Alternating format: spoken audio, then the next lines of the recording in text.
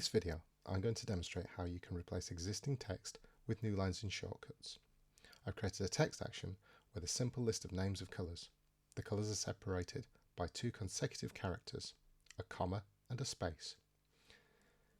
If I drag in a replace text action, I can type in a comma and a space as the characters to be replaced. What I can't do is type in a Newline character for the replace with. Even tokens like a backslash followed by an N that we might see in other programming languages will not produce the desired result. What I can do is add a new text action, this time at the start. I can enter a Newline character in here, and I can now reference this as a magic variable.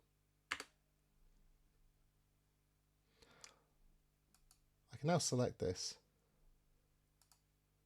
in the replace text.